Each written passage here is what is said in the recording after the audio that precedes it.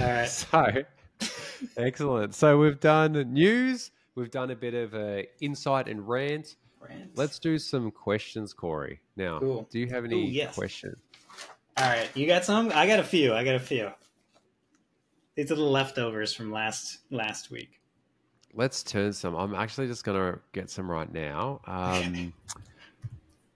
Both going to open up our LLMs, our ChatGPTs, or whatever we use, Perplexities, or whatever. That's literally what I'm doing right now because I actually find it really insightful because it gives me a wider perspective because it's scraping, it scrapes like Reddit and stuff and looks at all the questions people are thinking about. But actually, I'm going to let you do it because I'm actually looking at these and it's more like what and how questions rather than actual like yes or no.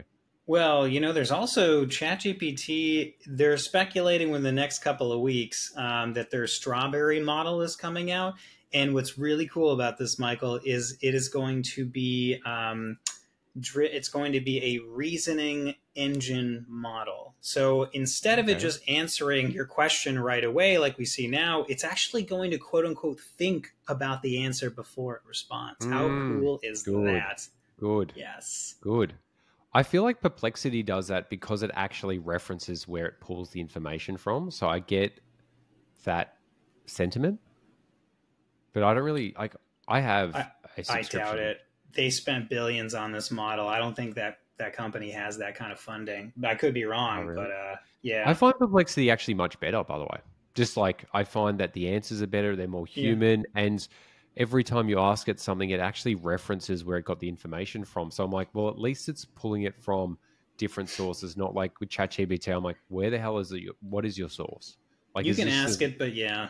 But it's like usually like some SEO blog post on someone's website for just like content because that's most of the internet. Yeah. 1 sec. I'm trying to find. I had a whole thing. I'm going to ask you some questions because these are actually good. Like they're actually not Please. good questions, but they're actually make you think. Like it's going, is it difficult for specialists to justify cost per click values to clients in competitive industries? Say it again. Is it difficult for specialists to justify it? Difficult for specialists to justify that the cost per click is like a lot? That kind of thing?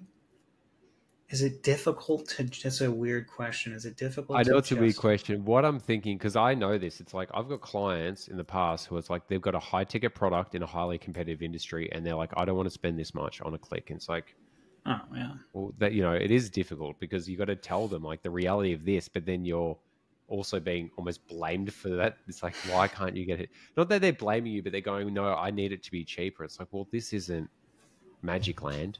I mean, you're right. It's the way you said that. No, look, at the end of the day, when I went to the Google training, at one of the Google complexes forever ago, they talked about this too. It's like, explain to your grandma, why how the bidding, the auction system works. And it's, again, just reminding clients, like, we shouldn't be focused on CPCs. We should be focused on CPA, ROAS, MER, CAC, NCAC, whatever your profitability metric that's important to your businesses. The CPCs, those other metrics I mentioned, the CPCs will result in those things, but in some cases your CPC average, which I think is always a problem, we got to be careful with averages, right? Because outliers are going to skew that average and bring it one way or another. Looking at average CPC, you've got to put it in context. Are we talking non-brand search? Are we talking brand? Are we talking shopping? Are we talking shopping of certain AOV products that are really high versus low products? You've got to put it into perspective. If a client is looking at the account and saying, why are CPCs $3.50? Back in the old days, we used to spend no more than $2.50 on a click. It's like, yes, but things as more value is apparent for something, the amount of investment that people want to put towards it and demand goes up, so competition goes up. This is just basic economics. I don't think it should be that hard for most clients to understand if you just put it in that perspective. Yeah, I would still disagree, Corey, with you. I feel like a lot of people, these people who've been doing it for a while, still have an expectation of, cost per leads were this much years ago. Mm-hmm. And that's a force of cost per click times conversion rate or divided by conversion rate. One of them. And just trying to do my quick maths, how like all It's these all formulas good. in my head. And it's just like, it's that expectation management. And some people are so ingrained. It really is ingrained, especially Yeah. when you've got like people who've been running ads for like, 8 to 10 years. Like these new advertisers for e-commerce, very different. But when you're doing lead generation for companies that have been doing it a long time, Mhm. awesome clients to have, but then you've got to really just like, you're trying to fight this thing where they're trying to like go back to the good old days of just like, this. And it's like, well, the maths don't add up. Like if your conversion rate's the same, awesome. But like the cost per clicks are going to go up. So naturally the cost per lead will go up. So the only way you can mitigate is by having a higher conversion rate, which requires a lot more than just tinkering in the Google Ads account. That's usually a website experience, your offer, landing pages, all these other things.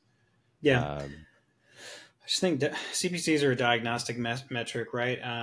There were results of how much you spent on a click, but that click is, how much you pay for it. I mean, you're talking about comparing years of cost per click data. That gets real messy real fast. Not only campaign type, ad type, like I said, product type, yeah. the competition in that auction, the keywords that you were targeting at the time, what match Your types you were using, the negative keywords that you were positioning blocking, the or search impression terms share, you're showing like up, the were they positioning that top of exactly. page or like your There's lower page? so Like, yeah, it much. was like 50 cents for us like 3 years ago, and now it's like $5. Like, dude, like your impression share was less than 10%, like, and it was like 90% lost to budget and bid or something like that. Like Yeah. that's that's the other thing. Quality So score. There's yeah, so many things, and most people are not using scripts to track their quality scores over time. yeah, So for all we know, before we took over the account, quality score has been going down, every yeah. year, and it's just because they're targeting or whatever. The landing page has been, the changes they're making are making it worse, or who knows, right? But that can all be in effect, and we just can't see that because you can't look at historical quality scores as much as we wish we had that. So You Corey, can do you track it think over time.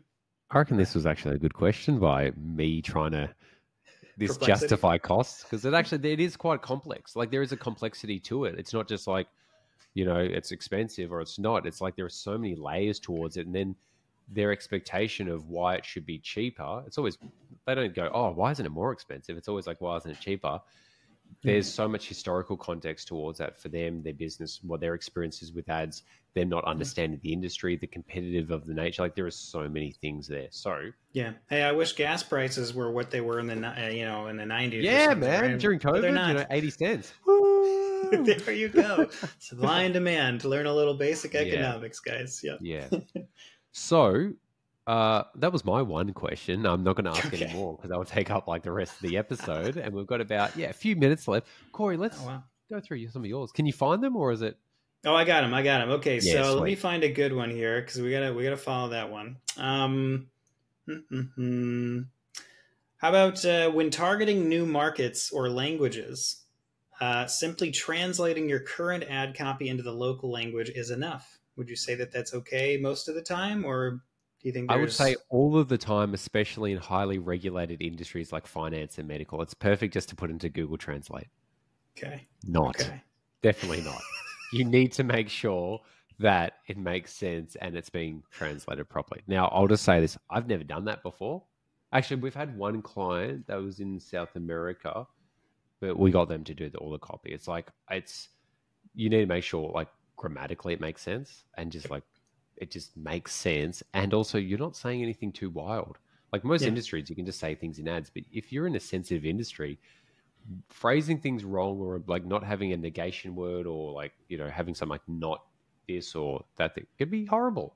Yeah. So but that's just me just saying stuff. What Oh, about you, Corey? as You got someone something? who travels internationally all the time, like I'm one of those crazy people, I hear this type of stuff. Like I was just in Colombia, and the way that let's say people in Mexico refer to something or use this sort of slang, if you were to say that in Colombia, that's really offensive, and you should never say that. But if Yeah. you were in Mexico for 6 months and you heard it all the time and no one was ever offended, then you went down to Colombia and thought, hey, Spanish is Yeah. Spanish, you would be very mistaken. You might get your ass kicked. So there's That's little like nuances at the local Australian level. English. There are things we say in Australia, which I won't say on this podcast, that Americans would find, or most human beings with the soul would find extremely disturbing. So I know the feeling, even in the English speaking. Hmm.